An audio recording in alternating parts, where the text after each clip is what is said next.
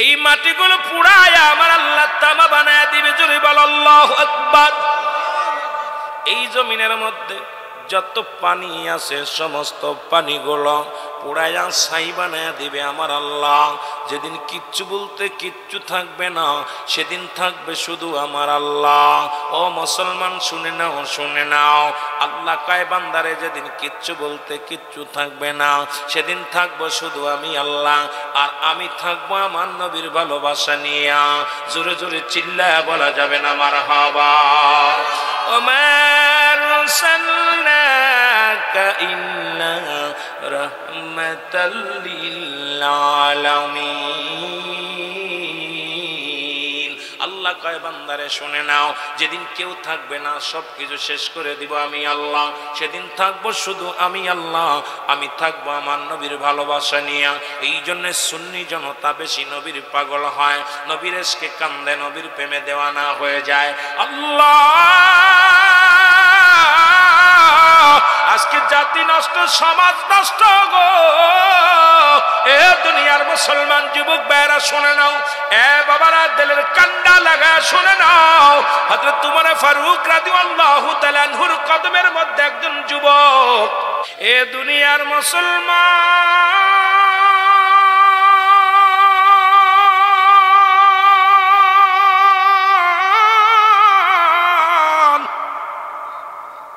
আমি বলতেছিলাম, এ জীবন জীবন নয়, এমন একটা জীবন আসবে যে দেশে গেলে মানুষের বিচার হয়, যে দেশে গেলে মানুষের হিসাব হয়, যে দেশে গেলে কোনোদিন মানুষ আর ফিরে আসে না। সেই দেশের নাম হলো কবর জগৎ। জোরে বলেন ঠিক কি? আর একটু জোরে বলেন। এ দুনিয়ার মুসলমান গভীর মনোযোগ। এই কবরের ভয়ে অনেক আল্লাহর ওলিরা আছে গো, কথাটা বলতে যায় কিছু কথা বলে যায়। আমাকে বলছে হুজুর একটু স্বামী স্ত্রীর ওয়াজ করবেন, দেখা যাক আলোচনার মধ্যে আগায় যায়। যেহেতু স্বামী স্ত্রীর অর্ধাঙ্গিনী, স্ত্রীর স্বামীর অর্ধাঙ্গিনী, যাওয়ার দরকার, তার আগে একটু আলোচনার মধ্যে ঘুরে আসি। জোরে জোরে চিল্লায়া বলা যাবে না মারহাবা। এ ভাই আল্লাহর ওলি,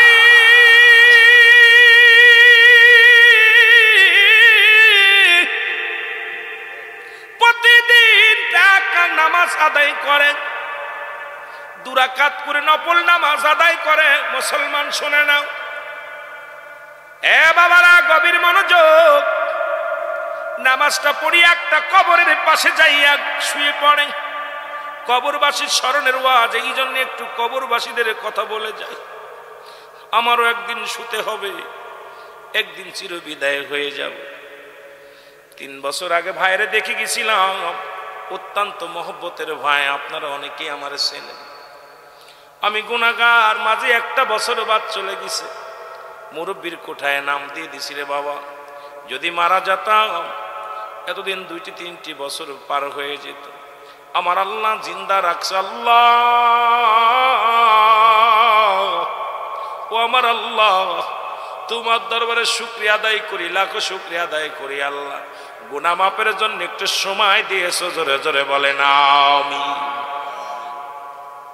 আল্লাহর ওলি নামাজ আদায় করে কবরের পাশে দাঁড়াইয়া 2 রাকাত নামাজ পড়িয়া, ওই কবরের পাশে দাঁড়াইয়া নামাজ আদায় করিয়া যাই নামাজ বিছায়া কবরের পাশে ঘুমায়া যায়। এরম প্রতিনিয়ত এক একটা কবরের পাশে এক একদিন ঘুমায় গো। আর ওই কবরবাসী কেমনে আছে এটা যাচাই করার জন্য আল্লাহর ওলি একটা কবরের পাশে যেয়ে যখন ঘুমাইলেন, স্বপ্নের মধ্যে দেখে ওই কবরে যিনি শুয়ে আছে তার কবরে দাও দাও করে আগুন জ্বলে, সমস্ত গায়ের মধ্যে আগুন জ্বলে। চিৎকার মেরে বলে, কেউ আসলে আমার জন্য একটু দোয়া করার জন্য কেউ নেই। হে নিষ্ঠুর পৃথিবী,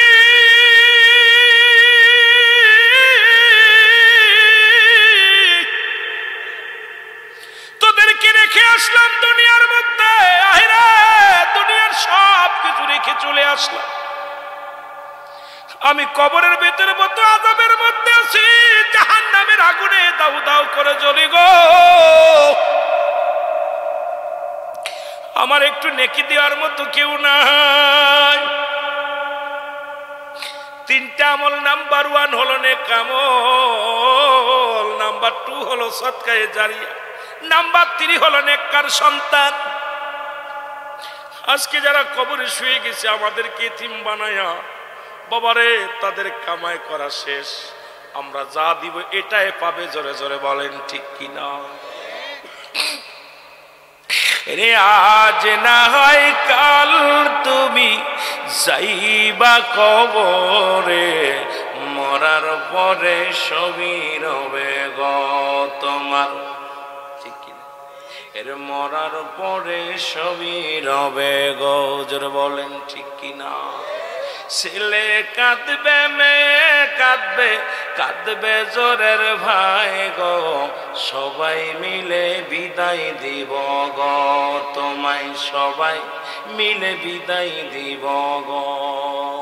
আজ না হয় কাল তুমি যাইবা কবরে, মরার পরে সবই রবে গো তোমার, মরার পরে।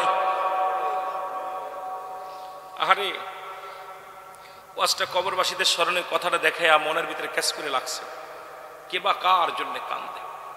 আমার ভাইরা, আমার বন্ধুরা, আল্লাহর ওলি একটা চিৎকার দিয়ে বলে, মালিক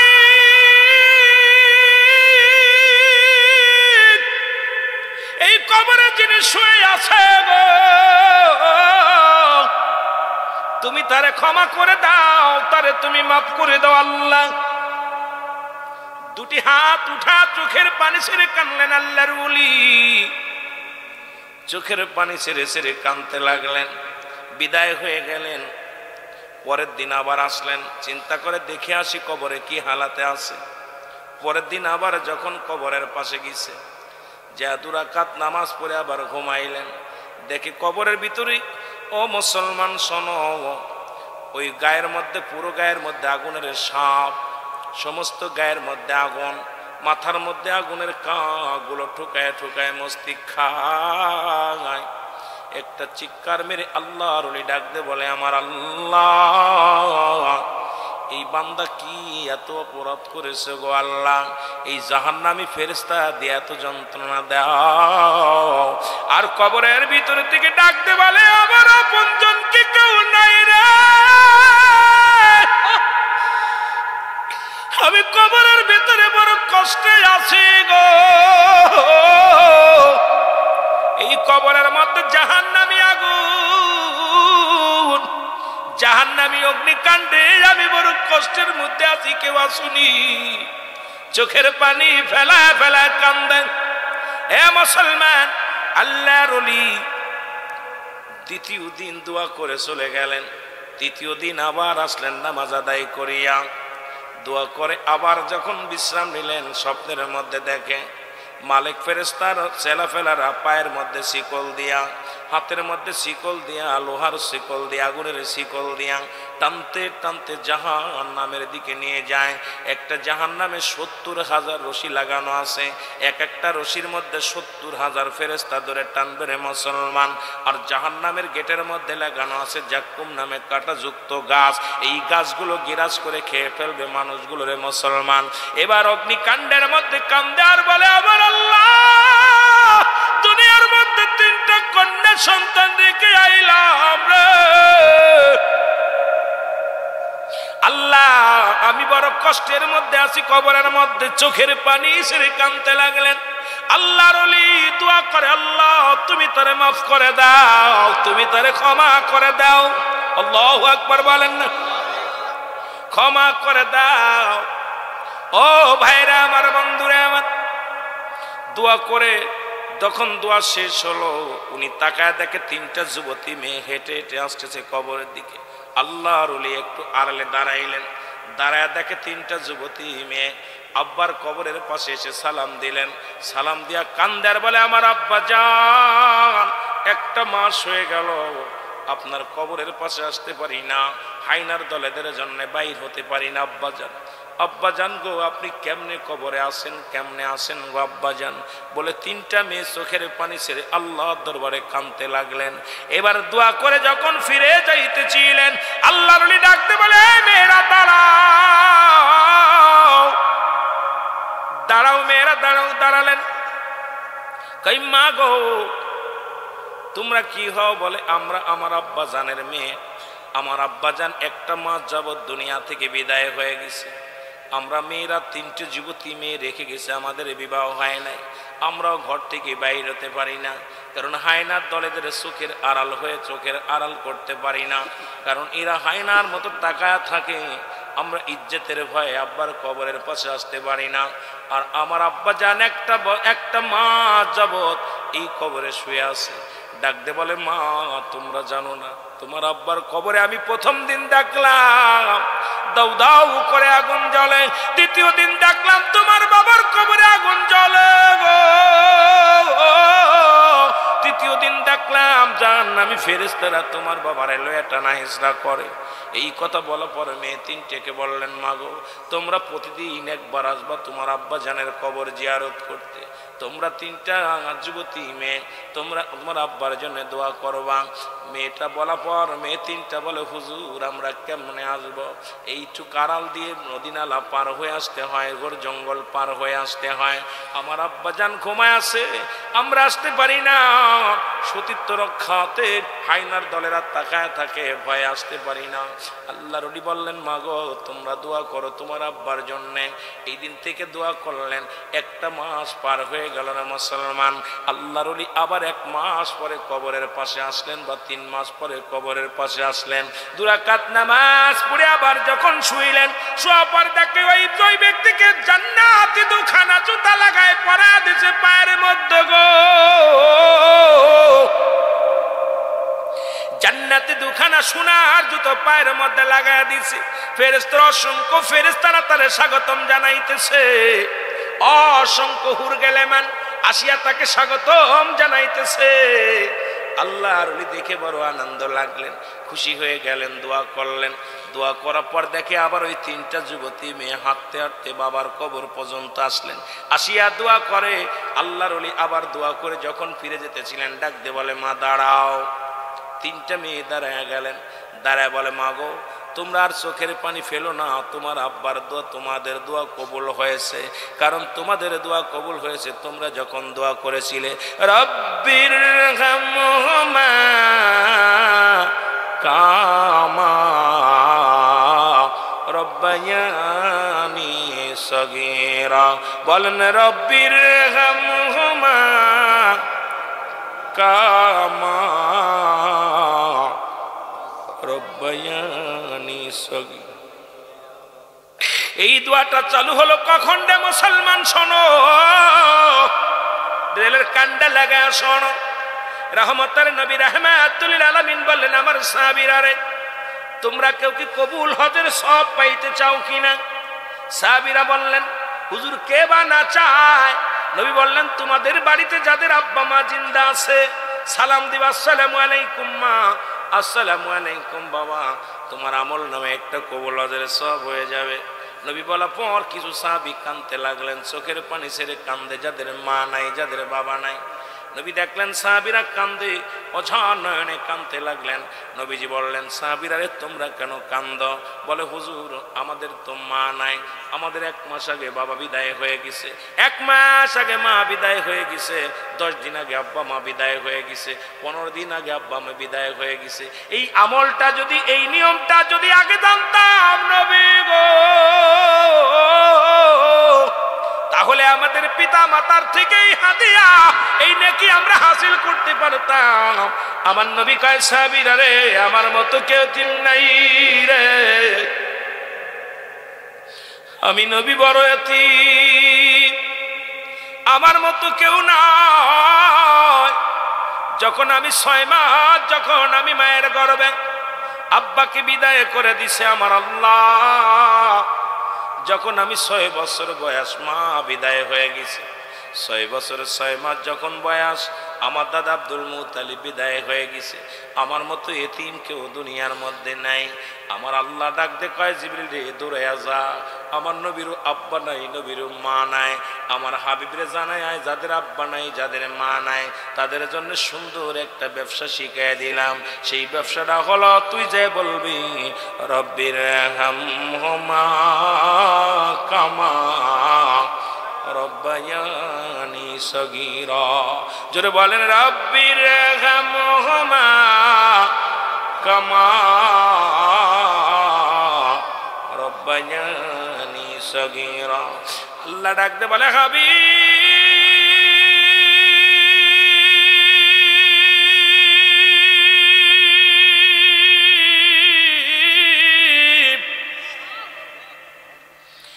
আপনি আপনার উম্মতদেরকে বলেন তারা যেন বলে আমার রব, আমার প্রতিপালক কি আমার আল্লাহ,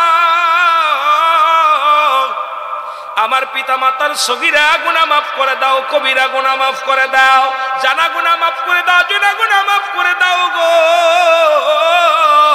যেমনি ভাবে আমাদের পিতা মাতা আমাদের লালন পালন করেছিল, এমনি ভাবে তুমি আমাদেরকে আল্লাহ, তুমি আমাদেরকে আমার পিতা মাতারে তুমি রহমতের কোলে তুলে নাও।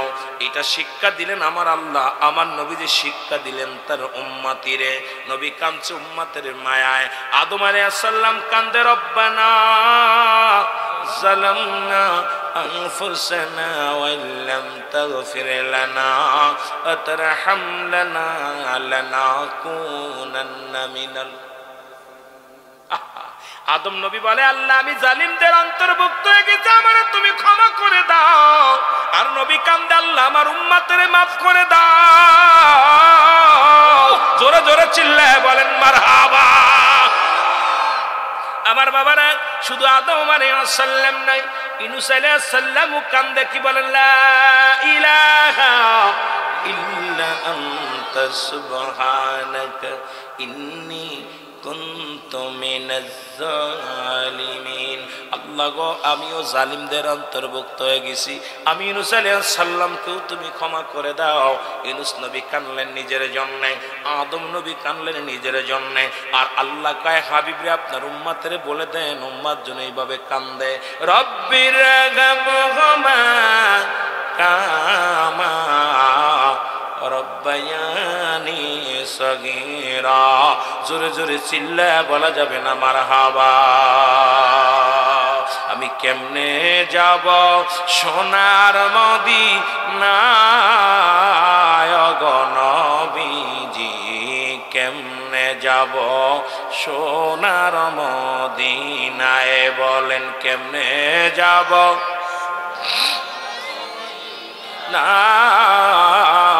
গো নবীজি, কেমনে যাব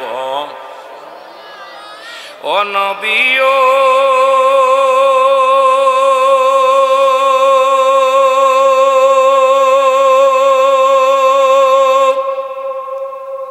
এই খেওনা নবাড়ির যুবকদের মনের বাসনা একবার লইয়া যান গো মদিনা। এই খেওনা নপাড়া নবাড়ির যুবকদের মনের বাসনা একবার লইয়া যান গো মদিনা। দেখবো আপনার নূর চেহারা গো নবীজি, কেমনে যাব সোনার মদিনায়, বলেন কেমনে যাব না গো নবীজি, কেমনে যাব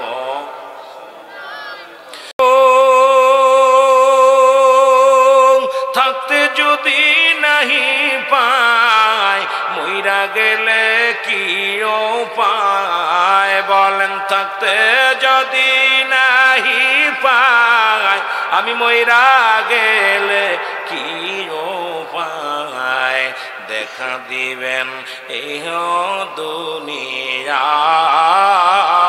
গো নবীজি, কেমনে যাব সোনার মদিনায়। মদিনায়, বলেন কেমনে যাব সোনার মদিনায় গো নবীজি, কেমনে যাব? এ দুনিয়ার মুসলমান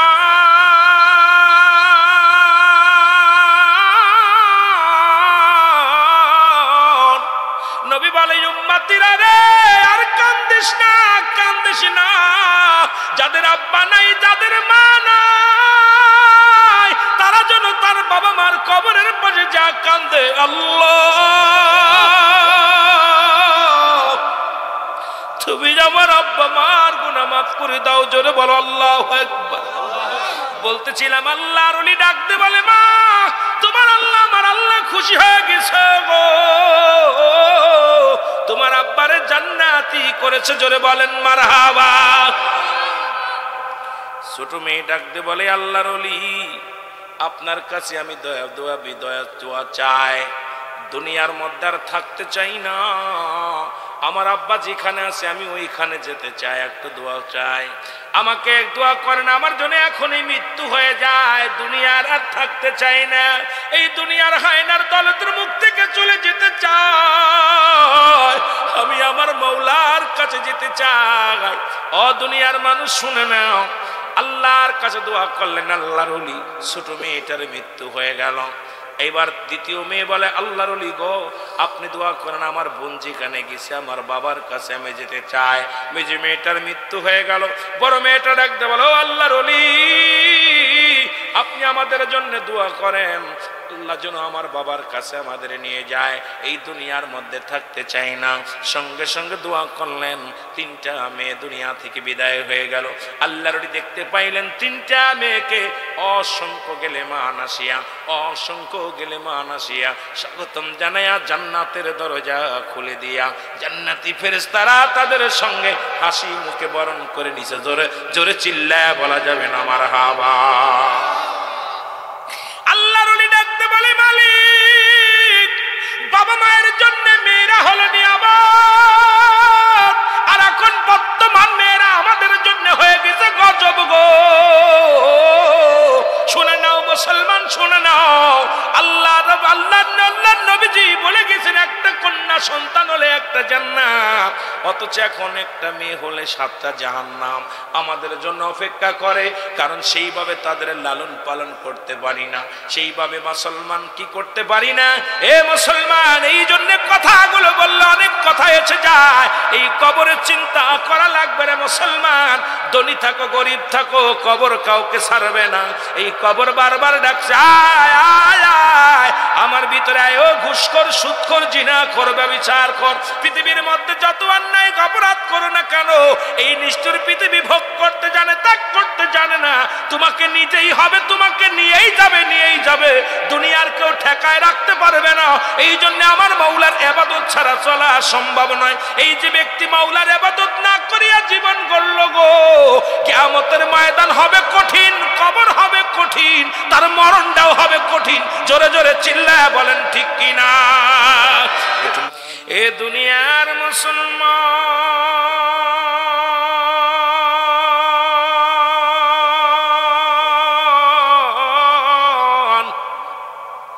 কার জন্য অন্যায় করু, কার জন্য জুলুম করো, কার জন্য ব্যভিচার করো গো, কার জন্য সুদ খাও, কার জন্য ঘুষ খাও, কার জন্য ব্যভিচার করো গো, এই দুনিয়ার সব কিছু ছেড়ে চলে যেতে হবে।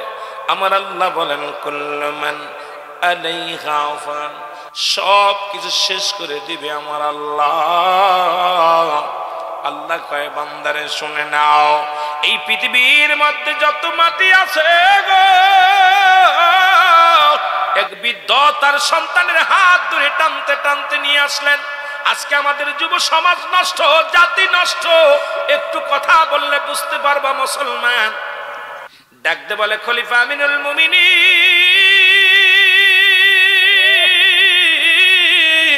হে উমরে ফারুক, আমার সন্তানকে নিয়ে আইছি, আমার ছেলেটার বিচার করা লাগবে। জোরে বলেন আল্লাহু আকবার। ছেলের বিচার চায় বাবায়, আর আমরা ছেলের বাজান ছেলে জেলখানায় গেলে যদি রেপ করে যায় পায়ে ধরি মেবাদান কার যায়, উকিলের কাছে যায়। ছেলে যদি অন্যায় করে খুন করে, ও মুসলমান শুনে নাও, ওই বরগুনার মুসলমান শুনে নাও, এই মিন্নির বাবার মতো অবেলজ্জাতে যারা মেয়ে বাজান দুনিয়ার মধ্যে জিনা ব্যভিচার করে, আবার সেই মেয়ের পক্ষে উকলাতি করে বাবায়, এর বেলজ্জাতে বাবারা শুনে নে রে বাবারা, যে সন্তান বেনামাজি এটা তোর সন্তান নয়, যে সন্তান দুনিয়ার মধ্যে জিনা করে সেটা তোর সন্তান না, যেটা ঘুষ খায় সেটা তোর সন্তান না, যেটা সুদ খায় ঘুষ খায় সেটা তোর সন্তান না।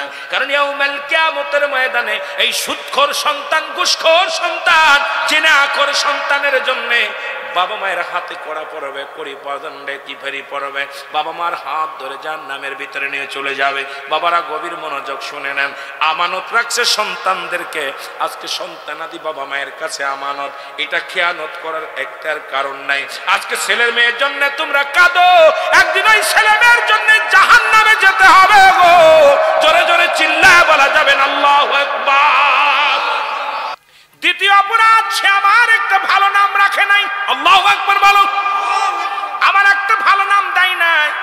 এ যুবক বন্ধুরা শুনে নাও, কারণ নাম এখন বর্তমান মুসলমান শুনে নাও, অধিকাংশ ছেলে মেয়ে হয় এখন হাসপাতালে, অধিকাংশ নার্সেরা হলো হিন্দু বৌদ্ধ খ্রিস্টান, ডাক্তাররাও হিন্দু বৌদ্ধ খ্রিস্টান।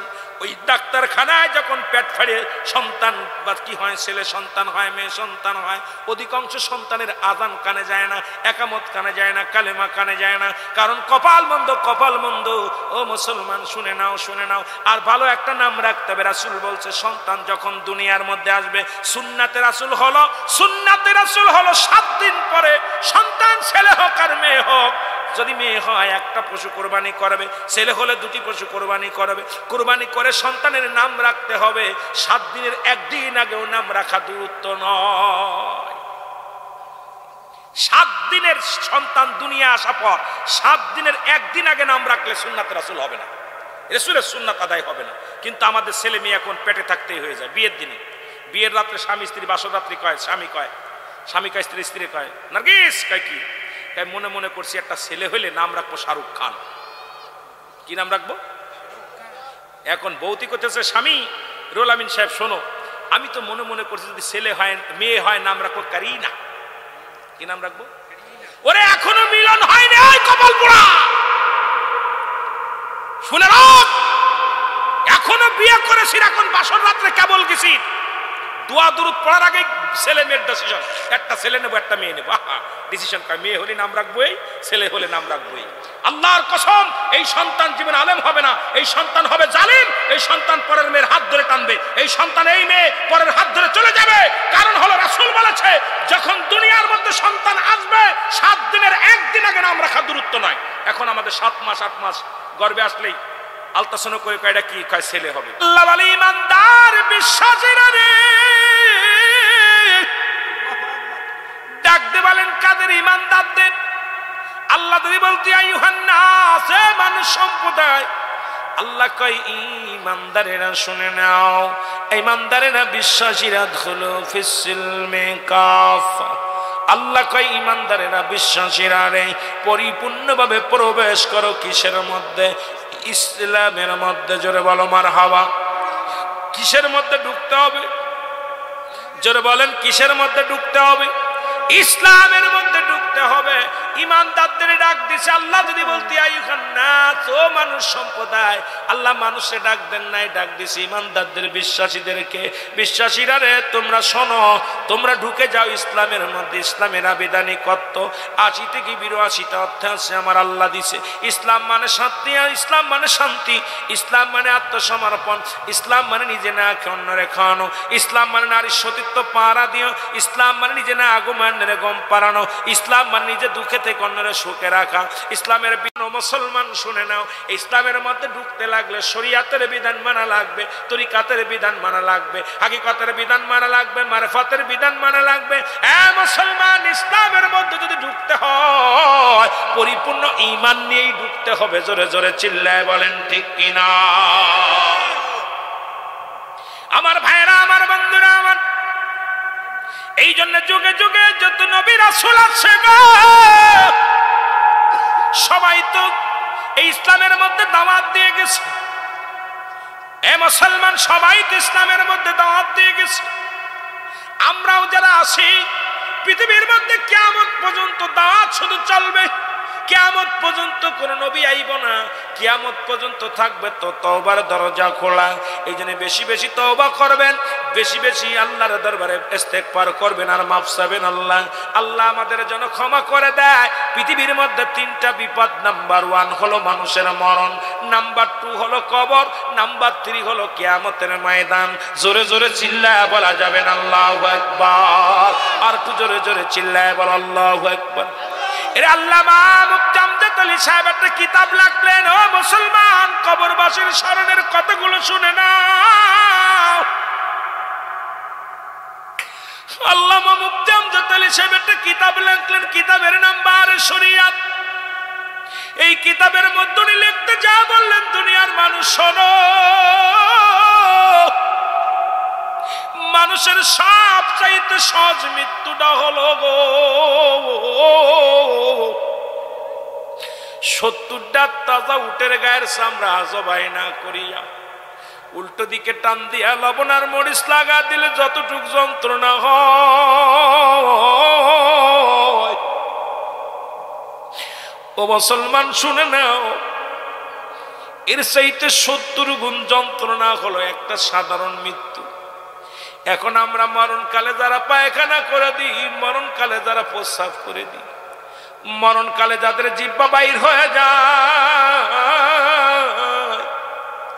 মরণকালে যারা মুসলমান চোখ দুটি বড় বড় হয়ে যায়, তাদের মরণটা কত কঠিন হয়। এর যুবক দুনিয়ার মধ্যে বুড়া হয়ে মরব কেউ বলতে পারি না, আগামীকাল বাঁচবা বলতে পারি না। এই পৃথিবীর মধ্যে সিরিয়াল নাই মুসলমান শুনে নাও। পৃথিবীর মধ্যে আসার একটা সিরিয়াল আছে, যার কোনো সিরিয়াল নাই আল্লাহ। এই দুনিয়া থেকে যেদিন বিদায় নিব, ঈমানের সঙ্গে যাওয়ার তৌফিক দান করো। এরা মুসলমান শুনে নাও, একজন ব্যক্তি এখনো জান্নাতের মধ্যে আছে জীবিত। এই অসংখ্য 4 জন নবী দুনিয়ার মধ্যে এখনো জিন্দা আছে। জোরে বলেন আল্লাহু আকবার। কয়জন নবী? 4 জন নবী দুনিয়ার মধ্যে জিন্দা আছে। তার মধ্যে আমাদের জানা লাগবে রে মুসলমান, 1 নাম্বার হযরত ঈসা আলাইহিস সালাম, যিনি এখনো জান্নাতের মধ্যে আছে। আর একজন ইদ্রিস আলাইহিস সালাম, একজনের নাম হযরত ঈসা আলাইহিস সালাম, যিনি আখিরি নবীর উম্মত হয়ে দুনিয়ার মধ্যে আগমন করবেন। একজন হলো হযরত খিজির আলাইহিস সালাম, আর একজন হলো হযরত ইলিয়াস আলাইহিস সালাম। জোরে বলেন মারহাবা। ইলিয়াস আলাইহিস সালামকে আল্লাহ দায়িত্ব দিয়েছে, পাহাড়ের দায়িত্ব। এই পাহাড়গুলো দেখাশোনার দায়িত্ব আমার আল্লাহ দিয়েছে। আল্লাহ ইলিয়াস আলাইহিস সালামকে দুনিয়ার মধ্যে পানির দায়িত্ব দিয়েছে আমার আল্লাহ হযরত খিজির আলাইহিস সালামকে। জোরে জোরে বলেন আল্লাহু আকবার। এরা মুসলমান আর একজন নবী জিন্দা আছে, অনেক কিতাব বলে তার নাম হলো হযরত জাকারিয়া আলাইহিস সালাম। তিনি গাছের কাছে সাহায্য চেয়েছিলেন, আল্লাহর কাছে না চাইয়া। এ মুসলমান, একটা প্রমাণ দিয়ে আমি আলোচনা আবার খুলে যাই, শোনো, দলের কান্ডা শুনে নাও। একজন আল্লাহর ওলি, এই কথাটাকে শেষ করে আসি, তারপরে দিকে যায়। ওই 4 জন নবী, আর একজন হলো হযরত জাকারিয়া আলাইহিস সালাম। এই 5 জন ব্যক্তি দুনিয়ার মধ্যে জিন্দা আছে। একজন নবী, একজন জান্নাতের মধ্যে আছে, তার নাম হলো হযরত ইদ্রিস আলাইহিস সালাম। আল্লাহ ডাকতে বলে, বন্ধু তুমি জান্নাতের মধ্যে কেমন আছো? বলে, আল্লাহ ভালো আছি। তোমার জান্নাতের নিয়ামতের কোনো শেষ নাই, তবে একটা কষ্ট হলো তোমার আজরাইল আমার সঙ্গে ভালো ব্যবহার করে নাই। আমার সমস্ত গায়ের মধ্যে যন্ত্রণা, আমার গায়ের মধ্যে ব্যথা। আমার আল্লাহ বলে, আজরাইল তাড়াতাড়ি যা। আজরাইল চলে আসেন হযরত ইদ্রিস আলাইহিস সালামের কাছে। ইদ্রিস আলাইহিস সালামের কাছে এসে আজরাইল বলে, হুজুর আপনি আমাকে ডাকছেন? বলে, হ্যাঁ। আগে বলো আজরাইল, আমার জানটা তুমি কেমনে কবজ করেছো? আজরাইল বলে, হুজুর আমি সবার জান কবজ করার জন্য দুনিয়ার মধ্যে আগমন করি না। আসমানে থাকে আমার মাথা, জমিনে থাকে আমার পা।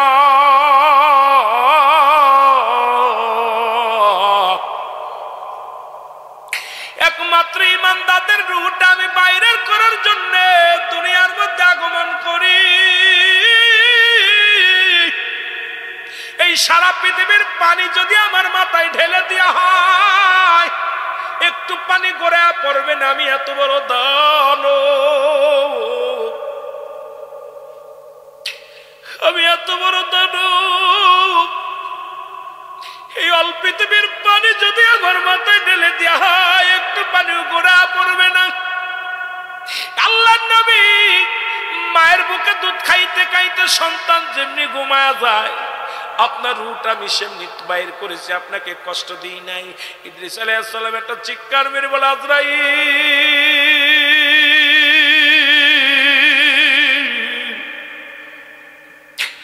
এই সহজ মৃত্যু যদি এত কঠিন হয়, তাহলে কঠিন মৃত্যুটা কত কঠিন রে আজরাইল। যারা মরণের সময় পায়খানা করে দেয়, প্রস্রাব করে দেয়, যারা মরণের সময় জিহ্বা বাইর হয়ে যায়, যাদের চোখ দুটি বড় হয়ে যায়, যাদের একটা অঙ্গ পড়ে যায়, আল্লাহ আমাদের মরণটা তুমি সহজ করে দিও। বলেন না একটু মহব্বতের সঙ্গে, বলেন আমার মরণ নসিব কখন কেউ তো জানি না, আমার মরণ